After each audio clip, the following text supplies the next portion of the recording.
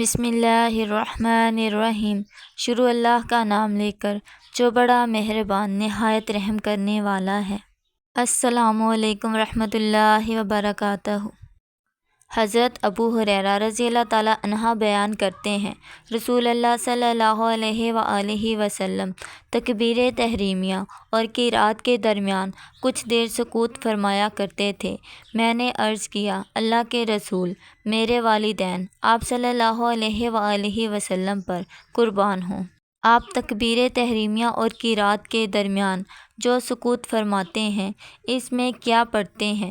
آپ صلی اللہ علیہ وآلہ وسلم نے فرمایا، میں یہ دعا پڑھتا ہوں، اے اللہ میرے اور میرے گناہوں کے درمیان ایسے دوری ڈال دے جیسے تو نے مشرق و مغرب کے مابین دوری ڈالی ہے۔ اے اللہ مجھے گناہوں سے ایسے پاک صاف کر دے جس طرح سفید کپڑا میل سے صاف کر دیا جاتا ہے۔ اے اللہ میرے گناہوں کو پانی، برف اور اولوں سے دھو دے۔ حضرت عقبہ بن عامر بیان کرتے ہیں کہ میں دوران سفر رسول اللہ صلی اللہ علیہ وآلہ وسلم کی اونٹنی کی مہر تھام کر آگے آگے چلا کرتا تھا۔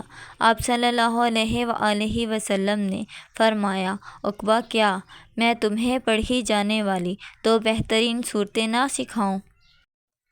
آپ نے سورۃ فلق اور سورۃ ناس مجھے سکھائی۔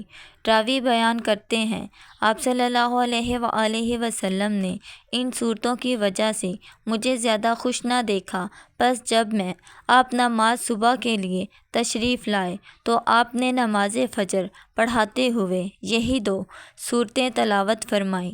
جب نماز سے فارغ ہوئے تو میری طرف توجہ کرتے ہوئے فرمایا، عقبہ تم نے اس صورت کی عظمت کو کیسے دیکھا؟